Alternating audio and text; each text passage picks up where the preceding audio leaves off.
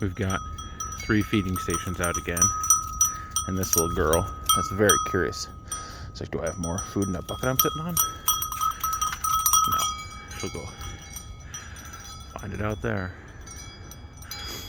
So, like I said before, try not to get more than 4 sheep at any bucket, or you'll get problems. There's my ram trying to think about if he wants to ram something or not. But if there's only 3 or 4, they tend to get along okay for the most part.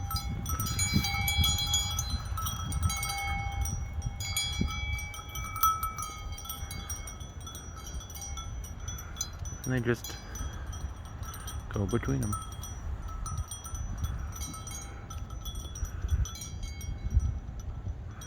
Coming up on mid-January, I was looking at some of the other pastures. This one's got some dry grass left in it, not a lot, but they'll eat those twigs, and some dry mint over there. They'll eat that. Oh, there's a bunch of tall grass shoots they didn't care for during the summer because, well, there was delicious, fresh, supple blades that they could eat. So now that it's winter, they're stuck eating some of this other dry stuff. And anytime you give your sheep dry food, you need to make sure you've got water available. That's what's in that big bin there. It is above freezing today, so I don't have the heater out on it.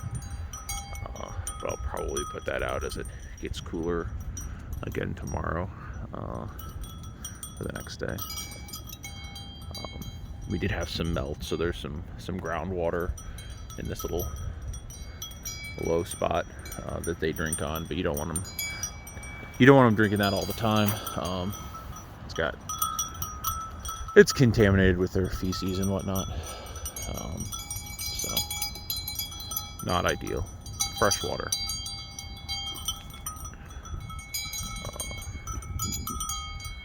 During the spring and summer and fall, most of the year, they get all the water they need from the plants themselves. They might sip on some water in a bucket, or if they're nursing, they'll need some more water available. But it's a hardy breed, easy to take care of.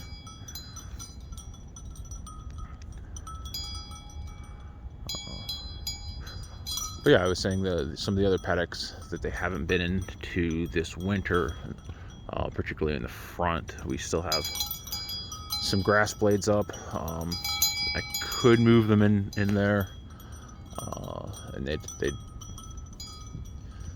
eat some.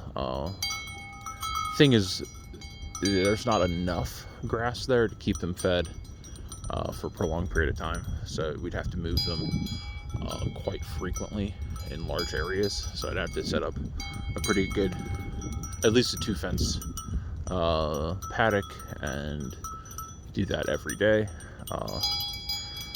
In the winter, I don't have a lot of daylight hours to move fence, so doing that every day is not feasible.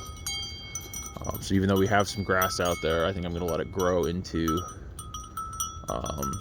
give that a fighting chance of getting some really good grass this spring, or at least late February or early February, depending on weather. But I suspect we'll be out of the harshness of winter in the next few weeks, and that will allow that grass that hasn't been eaten to get a really good start, and we can put them in there probably mid to late February, and then we could rotate them through at a reasonable pace as the other grasses grow.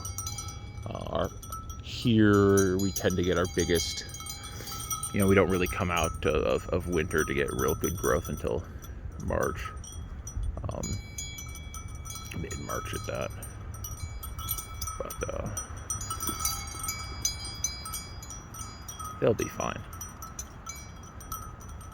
they have enough fiber and forage in here to keep them satisfied.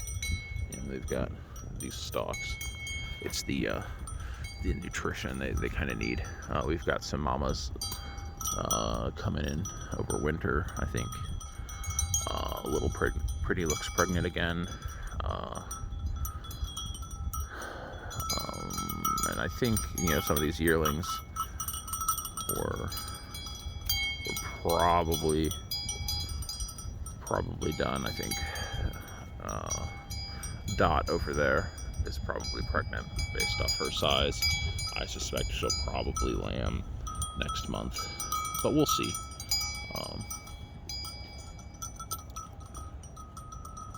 Maybe March. I suspect she was pregnant in October.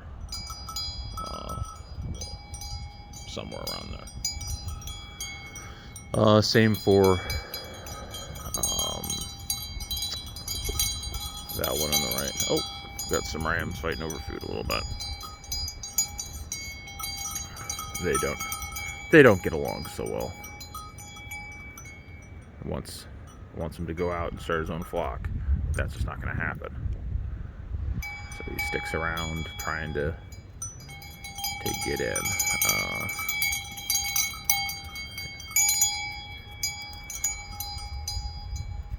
It's a good looking sheep though. An excellent breeder, but he's just smaller than my other ram, so I haven't put a lot of effort into breeding him.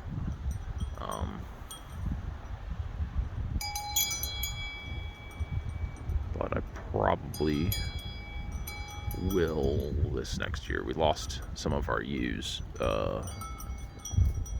this last time, so I was planning on getting a new ram this year for breeding season. Actually, just the early spring, most likely. But I'm starting to consider instead just getting a couple more ewes and diversify that way.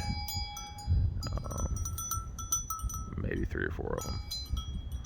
Give him his own little flock. Switch him out. Rather give Big Daddy that set and get him on these ewes, so we're not sharing as much genetic material.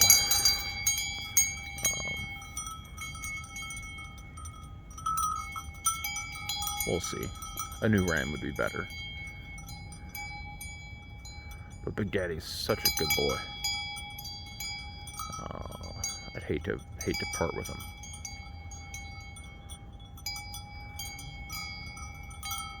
Though I think he's fathered most of my ewes now. I have two that are probably his cousins, to be frank. So still related, but just not as closely. They all came from the same farm.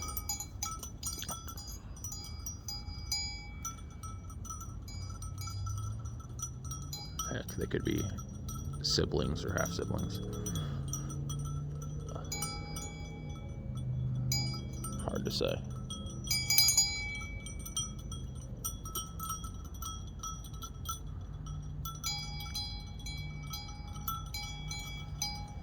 All right.